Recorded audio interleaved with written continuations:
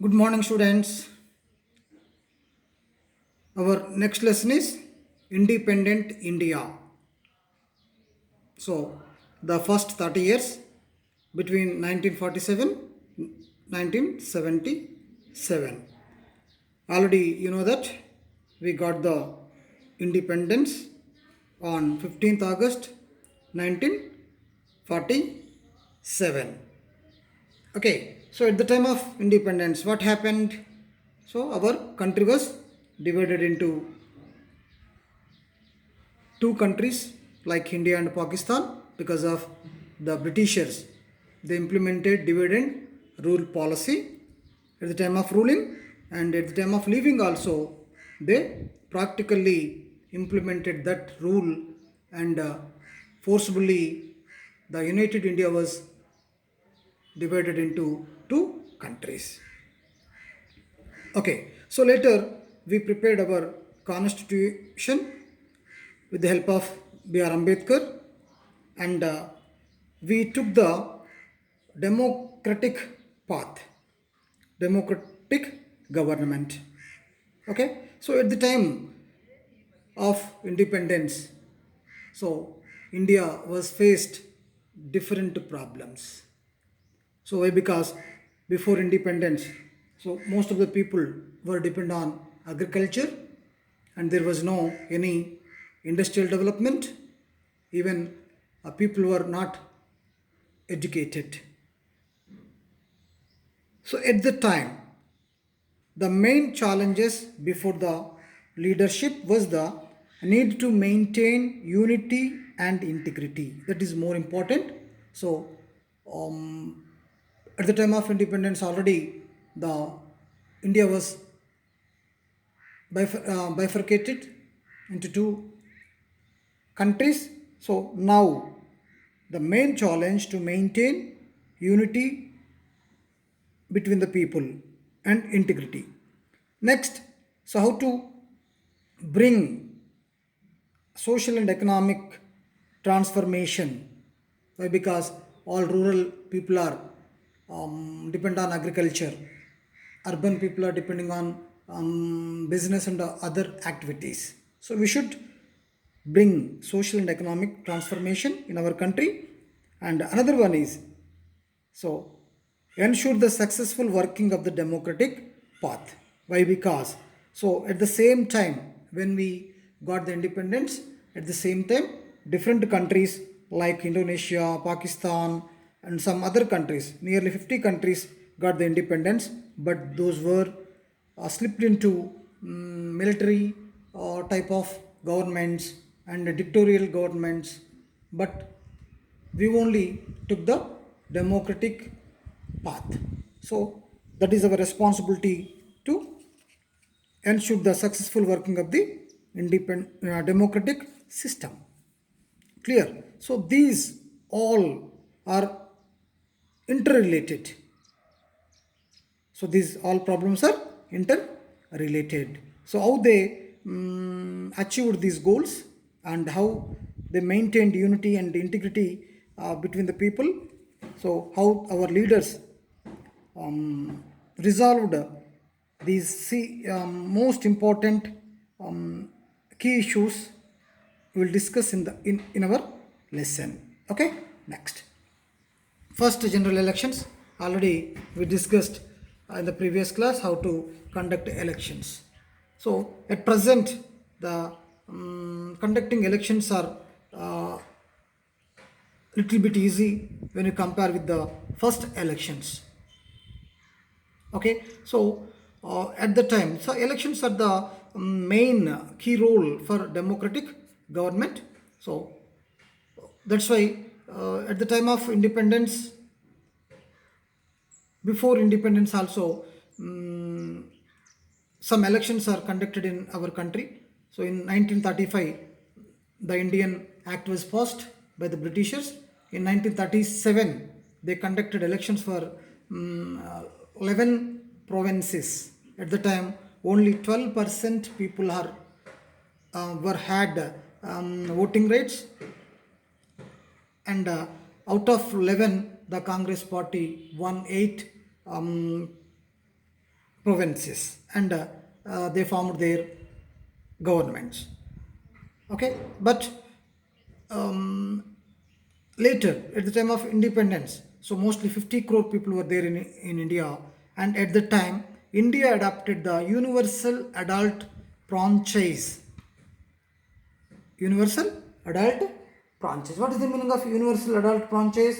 So at the time, all citizens whose age is above 18 years have the right to vote. That is the meaning of adult universal adult franchise. Everyone who crossed 18 years have the right to vote. So there is no discrimination on the basis of sex, religion, caste, whatever. Okay, everyone should have, either women or men also. But at that time, so many countries were not given these voting rights to all the people. Even women in Switzerland got the right to vote only in 1971. At present also, in some Arabian countries, some women are not having a voting rights at present also. Okay, but India had given voting rights to all the citizens who crossed 18 years at the time. So the first elections were um, very difficult because of the social dimensions. So many are poor and rich. Much difference was there between the people. Even people are not educated and they don't know how to read and how to write also.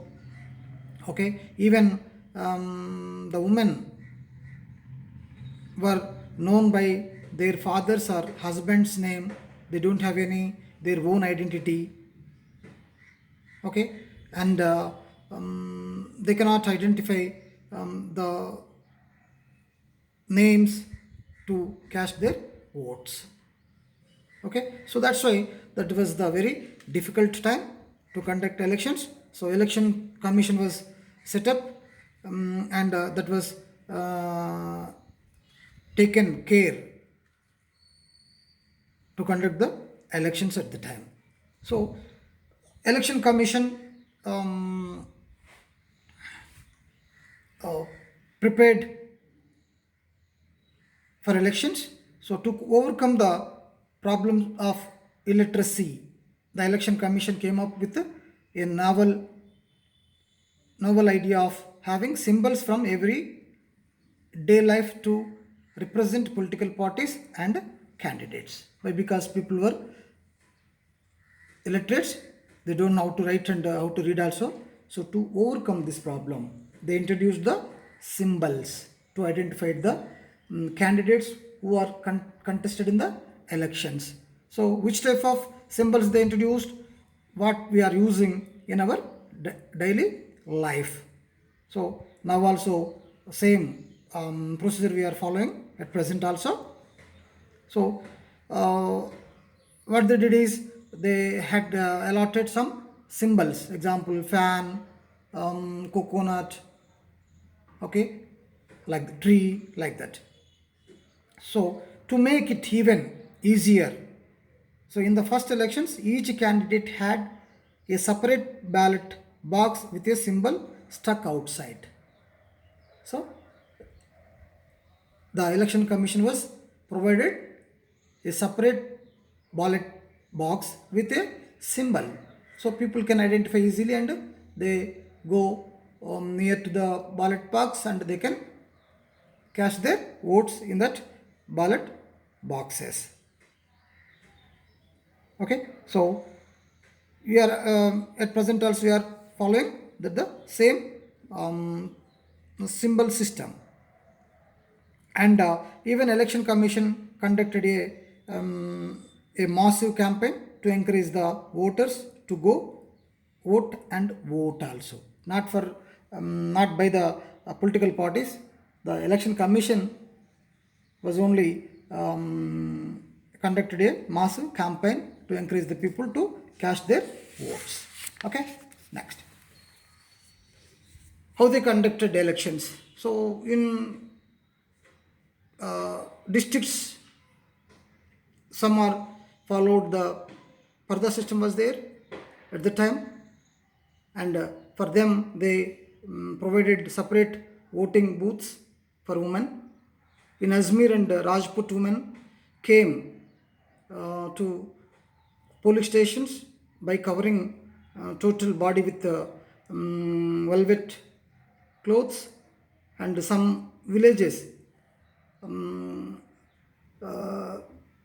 some villages are very far away, were very far away from the polling booths. That's why the people, either tribal village people or who are living in the far away places, they came to polling booths before day only, and they spent the night dancing and singing around large bonfires until sunup, when they marched to the booths in orderly fashion.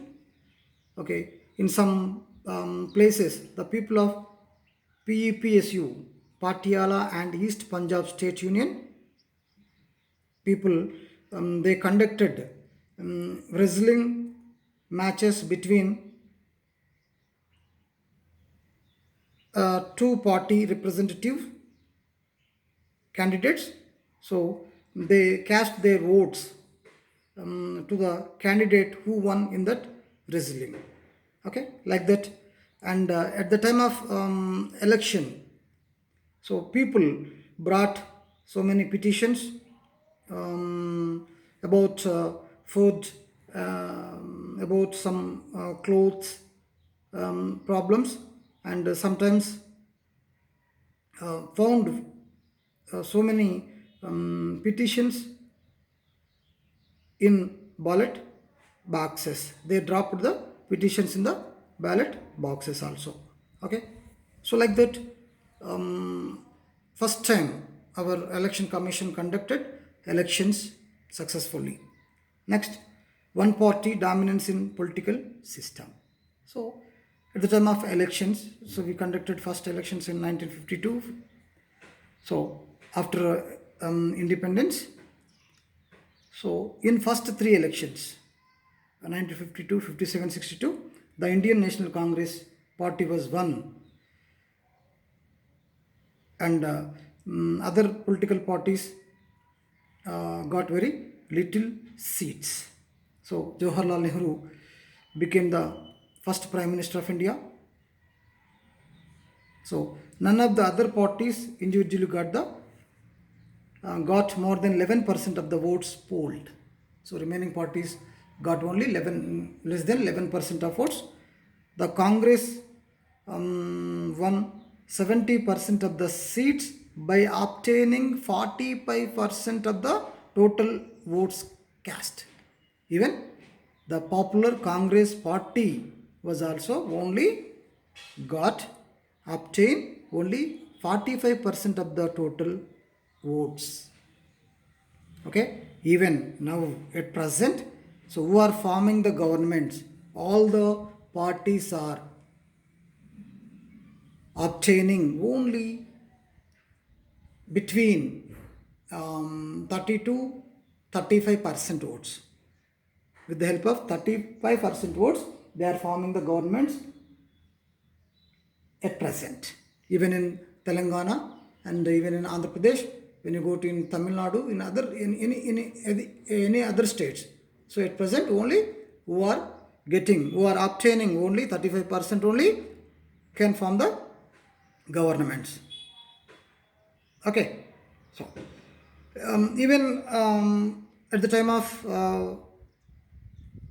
first elections or second and third elections, these people, the party leaders, always maintained a good relations between the other party leaders also.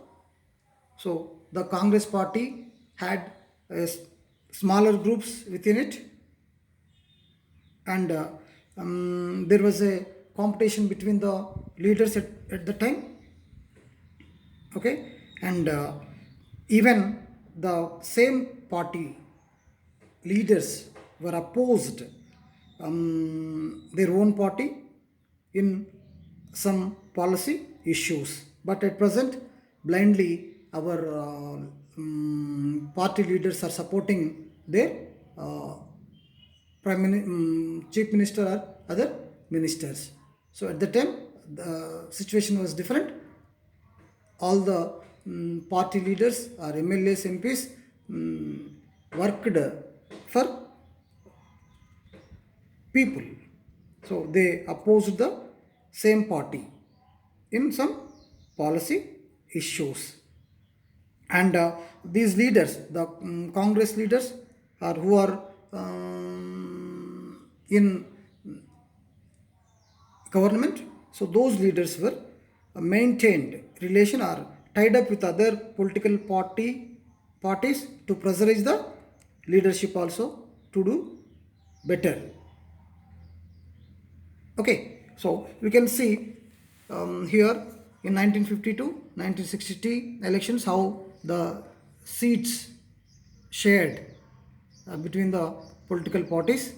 Here in 1952, total 364 seats won by the Congress. At the time, only 500 seats were there in Parliament.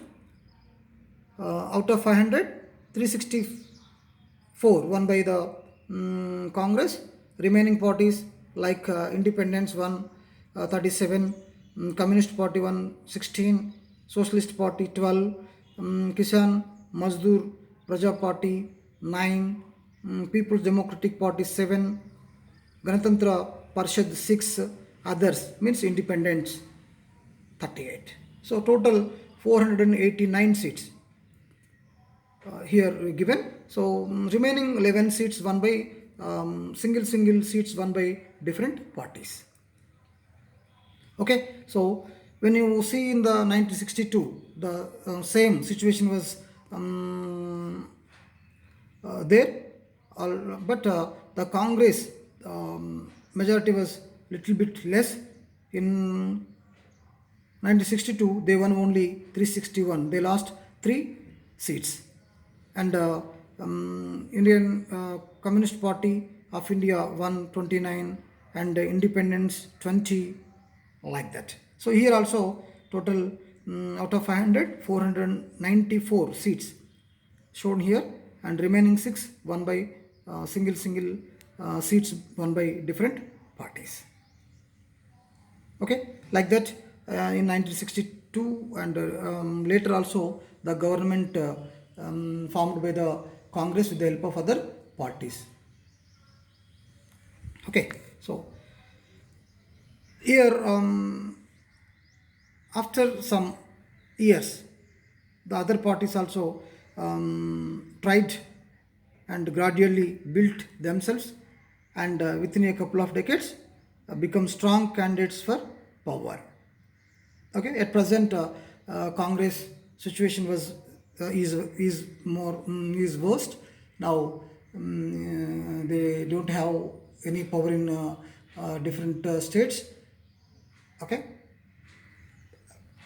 next, because of constitutional framework only, this type of multi-party system was existed in our country. So when you compare with Indonesia, Pakistan, China and Nigeria, we are having a multi-party system, but in China only single party system is there. Okay, so because of only constitution we are able to continuing democratic system and multi-party system in our country. Next one is demand for state reorganization. Demand for state reorganization. What is the meaning of state reorganization? So demand for divide the country into states based on the principal language spoken in the region. That is called linguistic states. So this is the first challenge faced by our leaders after independence. So most of the people demanded for reorganization of states on the basis of the languages. So during the British period, we are having a presidencies and princely states. So what are the presidencies are there? Calcutta, Madras and Bombay. Under Madras, Telangana, Andhra, and Tamil Nadu were there. Even some parts of the Karnataka, Odisha also under the Madras. And a number of very large states like central provinces and some other princely states also there at the time of British rule. So, under these princely states, so many different language people were lived. Example, under Madras presidency, so the people who speak Tamil, Malayalam, Kannada, Telugu, Gondi, and Oriya languages were there in the Madras presidency. Okay, so later so many agitations and demands raised against to form the linguistic states. So the Samyukta Karnataka campaign started. So uniting Kannada speakers spread across Madras, Mysore, Bombay, and Hyderabad. Samyukta Maharashtra, Maha Gujarat movement, the merger of Travancore and Cochin princely states, and the state of Punjab for Sikh. So these demands were raised at the time. So, at the time, the leaders thought that if they made linguistic movements, so maybe the unity will be the disturbed. Okay, so the portion of country on the basis of religion had created doubts and fears about the security and stability of India in the minds of the leadership. Okay, even the Congress had given the word to form the linguistic states in our country. Okay, so at the time of movement, the in Telugu states mostly before independence also the Andhra Mahasabha was very active to unite the people against the British rule. So after independence also they continued their activities in our Telugu states. Okay, so at the time the Congress party badly affected in our states. They don't get any seats in our Telugu states. Okay. Next, Jawaharlal Nehru was not opposed to linguistic states. He only believed that this was not the right time for it. Okay. Finally, State Reorganization Act was passed in 1956. So, Potti Sriramulu, who demanding the formation of separate Telugu speaking state, began a hunger strike. Already you know that. So, because of only Potti Sriramulu, the Andhra Pradesh was bifurcated from Madras. Okay, so he went to hunger strike for 58 days. So on 15th December 1952, he died after 58 days of fasting. So Potti Sriramulu's death was a turning point. So based on that, Andhra Pradesh and Tamil Nadu states were created, and in 1953 the State Reorganization Commission SRC was appointed with Fazal Ali, K.M. Panikar, and Hridayanth Kunjuru. So these three were the members in SRC. Okay, so based on this commission, so report in 1956, the State Reorganization Act was passed in Parliament. Okay, because of this act, this led to the creation of 14 states, linguistic states, and 6 union territories. So at the time also some languages were ignored, like Gondi and Santal and Oriyan. Those were not taken into account, and only the major language states were formed, like Tamil Nadu, Andhra Pradesh, and all those. So this creation of linguistic states was an example of how popular will trimmed and also showed how politics resolved a problem. But these decision made our country strong and united. Okay, so next we will discuss remaining part of the lesson in the next class. So write your own notes. Thank you.